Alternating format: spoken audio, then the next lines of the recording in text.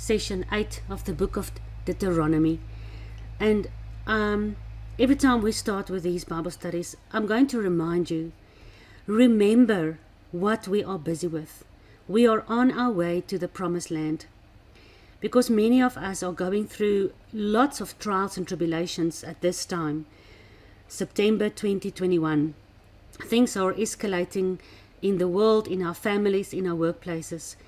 And I need to remind you, the wilderness journey is not easy. But don't forget that we are on our way to the promised land. Many people has forgotten this along the way. And they've either died in the wilderness or they have a heart that wants to return back to Egypt. Let us rather stand with Joshua and Moses. And let us remember, even when the going gets tough, and when things are looking grim around us, and we have problems and conflict from every side, and whatever your personal situation and conditions and circumstances are, remember, we are on our way to the promised land. But currently, yes, we are still in the wilderness. Joshua prayed for his disciples in John 17, and he said, Father, I pray for these that are in the world. I don't pray that you take them out of the world, and I'm not praying for the world. I'm praying for these, my children, that you have given me in this world. I am now coming to you, but they are staying here in this world. And I pray for them, Father, that you will make them one as we are one. Yes, we are in the world, and we sometimes do feel alone, and we do struggle through our wilderness journey. But let's never forget that we are on our way to the promised land. And Moses continues in Deuteronomy 4, verse 14. Yahweh commanded me at that time to teach you all his statutes and his judgments, that you might do them in the land where you are going, that you are going to possess. So these are, like we saw yesterday, the Torah gives us wisdom and understanding. Verse 6 of Deuteronomy 4. Keep therefore the Torah, for this is your wisdom and your understanding in the sight of many nations. And then Psalm 46, that says, those who have understanding can praise God in all circumstances. And Daniel, Daniel 11, says that those with understanding in the last days will bring many to righteousness and turn many back to God. So while we are learning from our God, and he gives us understanding into all his mysteries and his plans and his promises, and also the trials and tribulations and testings that we have to go through. With that understanding, we can indeed follow Joshua and Moses and not lose faith and not turn back to Egypt and not quarrel with the people in the tents, but come to the tabernacle to worship our God. Moses continues in verse 15, take therefore heed, good heed to yourself, for you saw no manner of form on the day that Yahweh spoke to you through the fire on the mountain. Therefore you must not corrupt yourselves, and don't make any graven image in the form of any figure, even if you want to do it in the form of Yahuwah. So Moses said, remember, you didn't see any form. God spoke to you, but you don't have to try and visualize him. You must hear him with your ears and with a circumcised heart. Don't try and put him even in your imagination in any kind of form. And that's why it's so easy for people. They want something to bow before. And even if you bow before a cross, and the Catholics bow before a statue of Yeshua, God says, this is not the way in which I communicate with you. I communicate with my spirit through my word, my dabar, Abba's dabar, the words of my God, that is life and spirit. And unlike the rest of the world that wants to make images, and we see in verse 19, God say through Moses, he says, don't lift up your eyes to the heavens when you see the sun, the moon, and the stars, that you will be drawn to worship them and serve them and make images of them, but these things, the sun, moon, and stars, in terms of idolatry, Yahuwah allowed the nations to worship them. So we must not be drawn towards trying to form visualization of our God, because then we want to trust on our sintuie. Wat is sintuie? On our touch, see, smell, hear. The word I'm looking for is senses. We mustn't rely on our five senses to try and experience God, because He is so far above and so much deeper than just our senses. And that's why He doesn't allow us to make any form. And even when He spoke to us at the mountain, we didn't see any form. So Yahuwah says that the nations that doesn't have His Torah and that don't have the understanding of a deep-rooted spiritual conversation and relationship with their Creator, He gave to them to worship forms, but not to us. And that's why we remember that we are on our way to the promised land, where we are going to see and hear and touch our Savior, our Creator, with our five senses. There will become a time where we will physically maybe even have the privilege of Him, put His arms around us and giving us a hug, because we are His children. Fathers hugs children. So that is all coming. Remember that while we are walking now in faith and not walking by sight, not making forms or looking for evidence. The evidence is all around us. Just look at the sun that came up again this morning. Just look at your heartbeat. That didn't come from a big bang somewhere. That is the God of creation. And we remember that as we walk through the wilderness, because like Moses reminds us in this history lesson, Yahuwah has taken you and have brought you out of the iron furnace, out of Egypt, the land of bondage. Iron furnace, it's almost like we had iron and steel around our hands and feet. The land of enslavement, where we had handcuffs, basically handcuffs of iron around our necks because we were slaves in Egypt. Yahuwah says He brought us out of the iron furnace, and He brought us to Himself as a people of inheritance. So as we walk through the wilderness, we remember we have an inheritance. We haven't received it yet, but it has been given to us already, written in blood, in our Messiah's blood. It cannot be changed. Don't forget that we're on our way to the promised land, to take up the inheritance of the covenant with Abraham, Isaac, and Jacob. Let us not lose faith along the way. And so Moses continues with his history lesson in Deuteronomy 4. And he reminds us in verse 24, "For Yahuwah your Elohim is a consuming fire.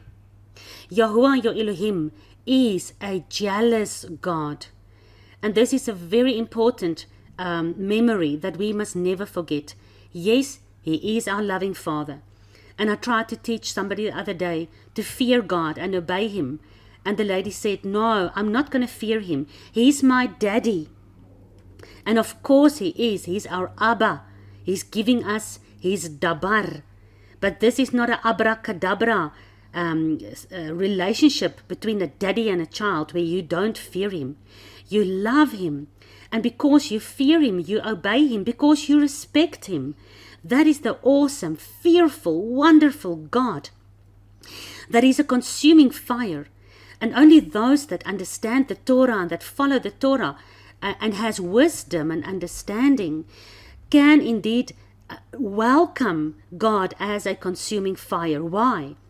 Because only people with understanding will accept God's fire to burn them clean and to purify them like gold. And only them with understanding in His instructions and in His plans and His covenants, only they can allow the fire to burn even when it's uncomfortable and it's not nice. And we sometimes want to jump out of the refiner's fire, but the silver and the gold has to stay inside the fire until when all the rubbish and the dirt has boiled to the top, and the refiner can scoop it off and throw it away. And then when he looks into the gold or the silver and he can see his own reflection, he knows the gold or silver is pure and then only can he take it out of the fire. Our God is a consuming fire, and if we don't allow him, like I've said to you so many times, to burn us clean now, if we're not willing to stand at the foot of the mountain and take his thunderous voice, and take the lightning and thunder and fire at the top of the mountain, and take the fiery Ruach HaKodesh that comes like tongues of fire onto our heads and changing our lives. If we don't allow that now, then this God, who is a consuming fire, will burn us up on the day of judgment, like the rest of the world. No, we have to follow his Torah while we walk through the wilderness journey, listening to Moses, because that brings us understanding, so that we allow the testing to continue, and we remember it is not going to last forever. We are on our way to the promised land. I am a jealous owl. He reminds us when he talks about the renewed covenant. In the last days, I will make a new covenant with my people Israel, not like I made with their forefathers when I was a husband to them, but they rejected me. I am jealous. Therefore I consumed them in the wilderness. Therefore I scattered them. But as you return from your scattering, O Israel, I'll make a renewed covenant with you, because I'm still a jealous owl. I still want you to worship me alone. Make no graven images, not in your heart, not in the system, not in this world, not worshipping the image of the beast that will be put up soon in this world. But you worship me alone. You shema with your ears. You don't try and look for evidence with your eyes. You walk in faith, not by sight. And you listen and you shema, and that will lead you all the way to the promised land. Oh, it's so beautiful. I love Deuteronomy 4. And continue with verse 25. When you shall get children, and your children will get children, and you shall have remained a long time in the land, you will start corrupting yourselves. You will start making graven images. You will start making likeness of things, and you will do evil in the sight of Yahuwah your Elohim, and you will provoke Yahuwah to anger. Yahuwah knows the end from the beginning, Isaiah 46 verse 10. And he knew that as he was going to give this beautiful land of milk and honey to his people, they will become comfortable, and they'll become fat and lazy, because everything is going to go well for them, and eventually they will provoke Yahuwah. Eventually they will stop being full of wisdom and understanding, and they will stop listening intently, and they will stop taking heed of themselves, not to allow any idolatry into their lives, even any fear or doubt or unbelief. God knew this was going to happen with their people, and the same with us. When our lives become too comfortable and too good, and everything is going fine, don't you always see that when people are in trouble, then they fall down on their knees and they start looking for God, and they start looking for answers, and they start asking, please pray for me, please pray for my child, whatever happens in your life that is a problem. But when things go well, people tend to forget the one who allows things to go well for them. God knew exactly what was going to happen, and I now take you forward in this history lesson. I'm taking you to the time of the kings, the time of King Hoshea, the king of Israel. 2 Kings 17 from verse 7. For so it was that the children of Israel have sinned against Yahuwah the Elohim, which had brought them out from the land of Egypt, who brought them out from under the hand of Pharaoh, king of Egypt, and had feared other gods. Then Israel walked in the statutes of the heathen, whom the Yahuwah have cast out from before the children of Israel. But the kings of Israel have started making statutes of heathen, and has deceived Israel to follow them. And the children of Israel did secretly those things that were not right against Yahuwah their Elohim. And they built them high places in all these cities and in the towers of the watchmen. And they set up images and groves in every hill. Now I lost my place. And under every green tree, oh, Christmas tree, oh, and there they burnt incense in all the high places, as did the heathen, the pagans that Yahuwah carried out and away from before them. And so they provoked Yahuwah to anger. Just like Yahuwah said in Deuteronomy 4, verse 25. You will do evil in the sight of Yahuwah. You will provoke him to anger. 2 Kings 17. Verse 11. And you have provoked God to anger. There they served idols, whereof Yahuwah had said to them, you shall never do this thing. Yet Yahuwah testifies against Israel and against Judah by all the prophets and by all the seers, saying, turn ye away from your evil ways, keep my Torah, keep my statutes according to all the law that I commanded your fathers. Where did I command your fathers? Here, Deuteronomy 4. I'm reminding you, keep the Torah. This is your wisdom and your understanding, and in the sight of all the nations, you will be a great people. And the people will say, there's no other nation that has a God like this nation. But because you have turned away and you've provoked me to anger and do the things that make me angry, because I am a consuming fire and a jealous God, therefore I will now exile you. Israel and Judah, I've warned you over and over by all the prophets and my law. Keep my ways, turn from your evil ways. I commanded your fathers, and I've sent my servants, the prophets. You remember when Yeshua told the parable in the New Testament of the landowner that rented out his land, his vineyard, to some farmers. And then he went away.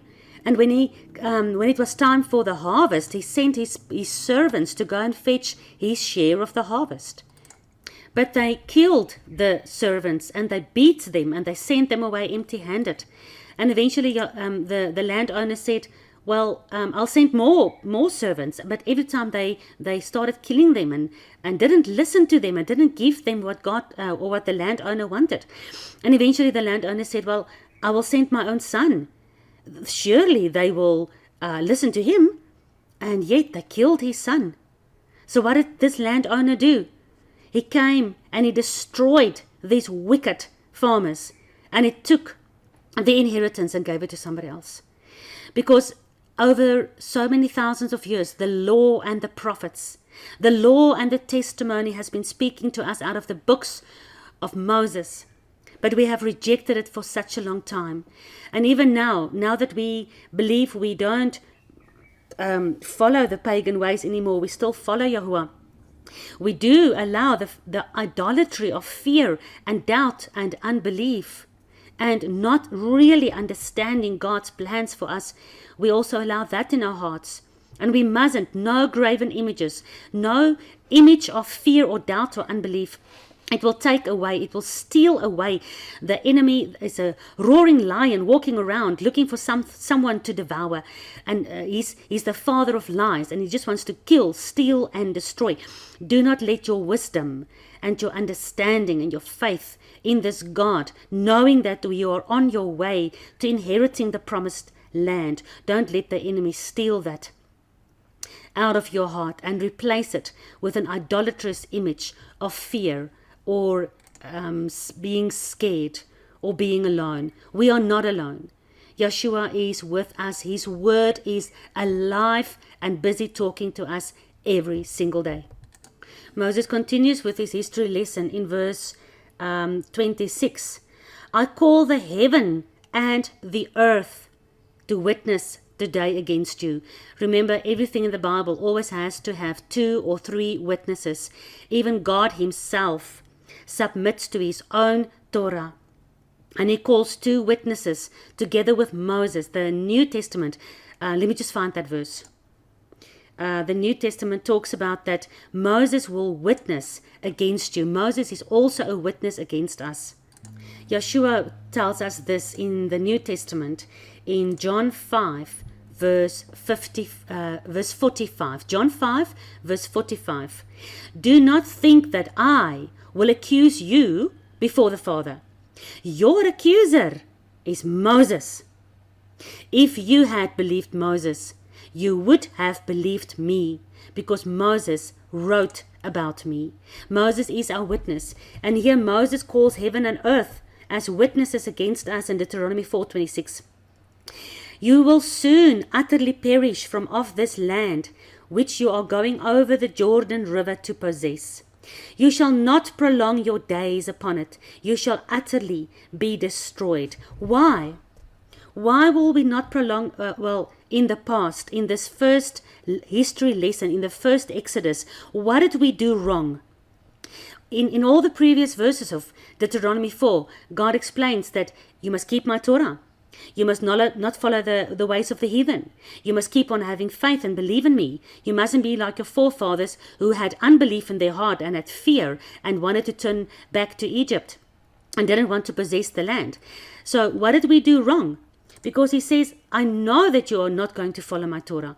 And eventually you're going to build images of other gods. And I will let you perish from off the land that you are going to inherit. For heaven's sakes, finally we are in the land of milk and honey. Finally, Yahuwah has taken away and removed all the heathen nations before us. And we are going into the land to possess it and to build houses and to plant vineyards and live with our God forever in the beautiful promised land, covenanted to Abraham, Isaac, and Jacob. And what did we do? We did exactly what God knew we were going to do, because the seed of the serpent is deceitful language seed is still in our hearts. And that's why we have to go through this whole God sent us back into the wilderness to go and learn a lesson, to go and be burnt by his fire, burnt clean of all this deception and lies and unbelief in our hearts. And yes, it's a difficult journey, but it's our own fault.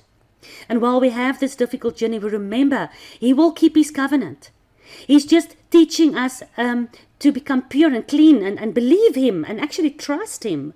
Therefore, after the 40 years that we wandered around in the wilderness, Moses is going again, reminding the people of God again, like he does every Sabbath. Like the New Testament says, the pagans that wants to turn back to God must come to the synagogue every Sabbath, because that's where Moses is being read. Moses reminds us over and over again, this is what happened with us before. Then we wandered through the wilderness. And now you are going into the land finally. But if you're not going to keep the Torah of Yahuwah your Elohim, he will let you perish from off the land. And now I take you into the future again. The history of Deuteronomy 4 is prophesying the future. And Daniel chapter 9 from verse 9. To Yahuwah our God belongs mercies and forgiveness, though we have rebelled against him. Neither have we obeyed the voice of Yahuwah our Elohim to walk in his laws, which he set before us through his servants, the prophets. Yes, all Israel have transgressed your law. They have departed from your law, that they might not obey your voice. Therefore the curse is poured upon us. What curse? What curse is poured upon us? Deuteronomy 4 verse 26, I call heaven and earth to witness against you, that you're not going to keep my law, and therefore the curse will come upon you, and you will be utterly removed from this land. You will not prolong your days in the land. We have the curse poured upon us. Daniel continues, and the oath that is written in the Torah that Moses, your servant, wrote. We have transgressed that oath. We have sinned against him. And he has confirmed his words, which he spoke against us and against our judges and our kings, by bringing upon us a great evil. For under the whole under the whole heaven has nothing been done as has been done unto Jerusalem. There's no other city in the history of time Jerusalem is talked about from Genesis. I've shown you Melchizedek, the king of Salem, Yahusha's Salem, Jerusalem. That has always been the place. And that city has existed from ancient biblical times all the way through today. There's not one other city that has survived for such a long time. There's not one other city that has remained a Hebrew city to the God of Abraham, Isaac, and Jacob. Even today in the 21st century, Jerusalem is still known as the city of David.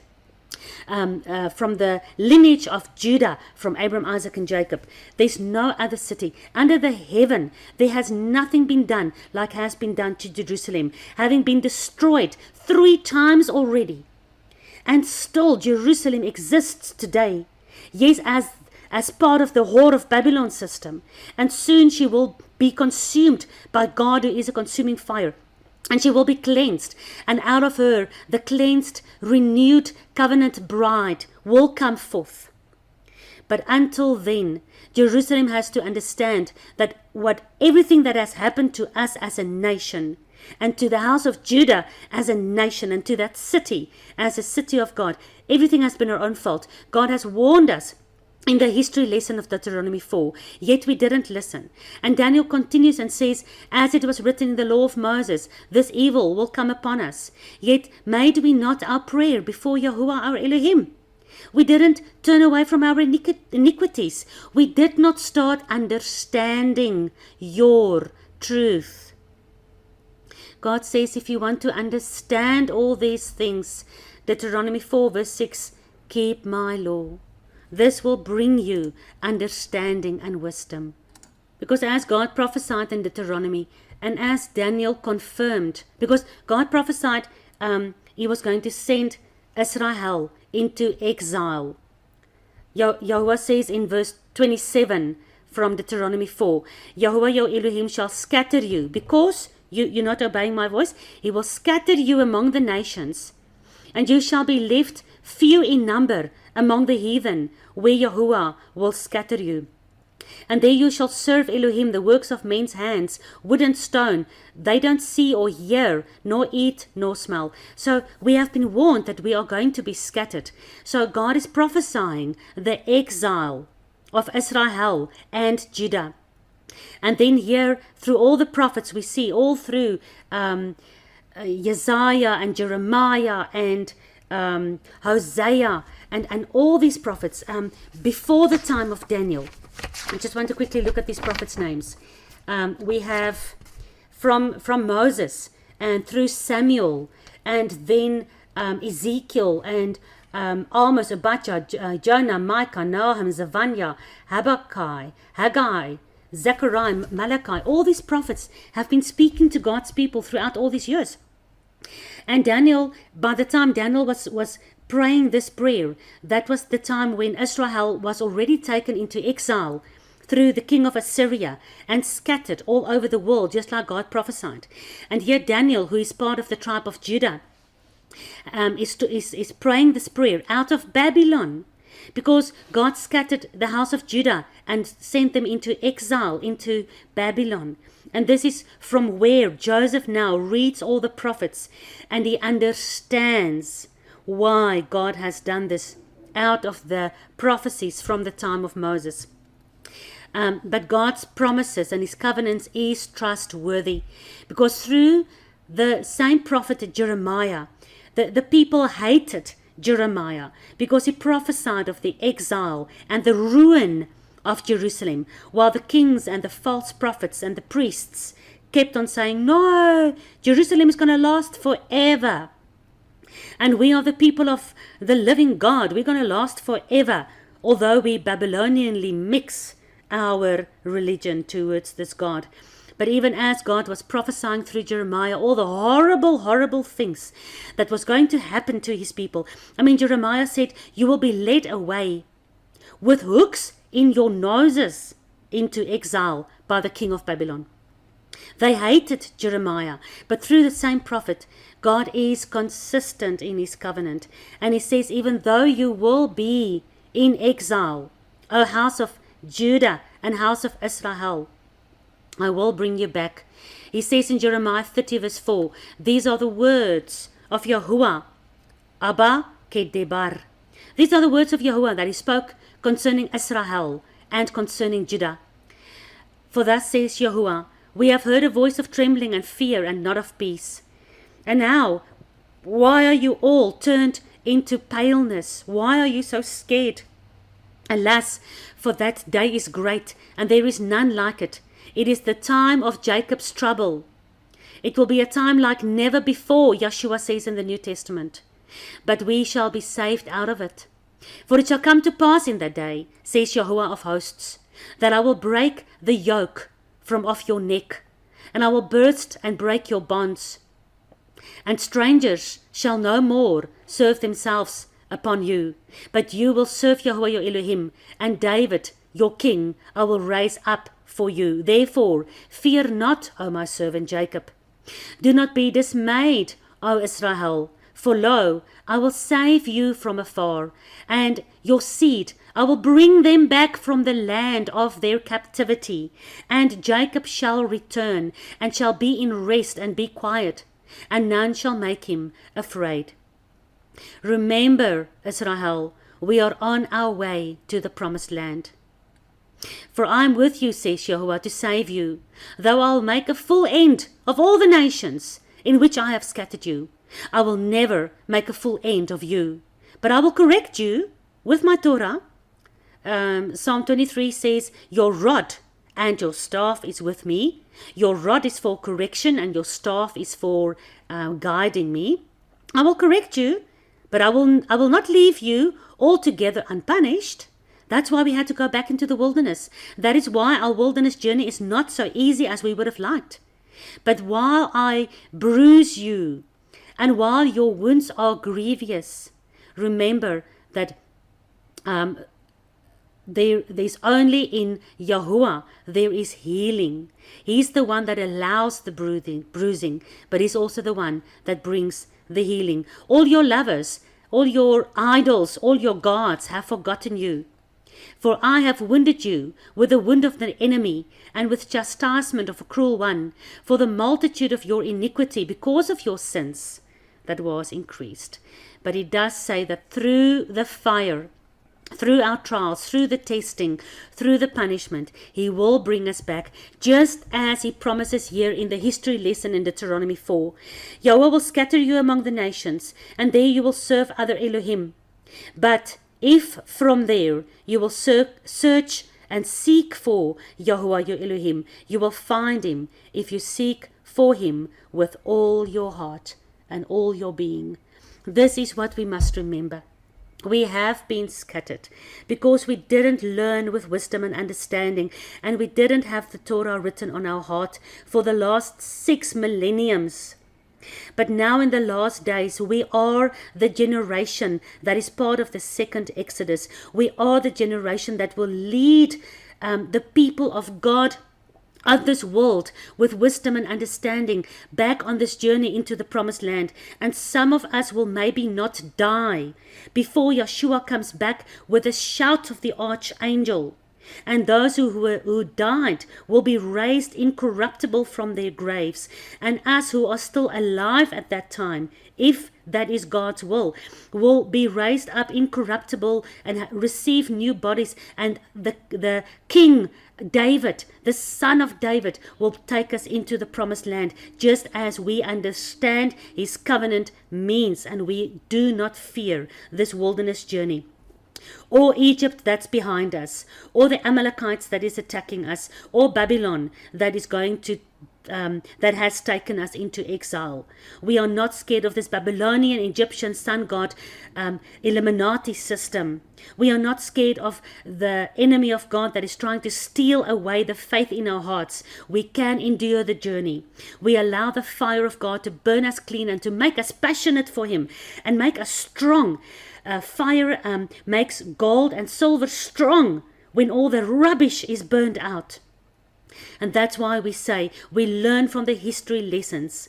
We listen to Abbas Ke Debarim, to the words of Father Yahuwah, so that our faith is strong and built up, because heaven and earth is still standing. Yeshua says, not one jot or tittle will fall away. And while heaven and earth is still standing, not one jot or tittle of the Torah will fall away.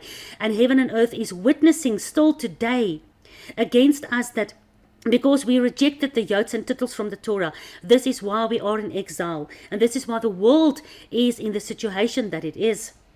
But because we are now this last generation that starts seeing and shamaying, listening to the yotes and tittles again in the Torah. Every word that our Father has given us, we are the ones that will return.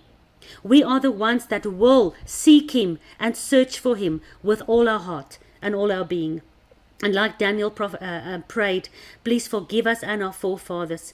And please remember your covenant to our forefathers, that you will bring us back into the land of promise.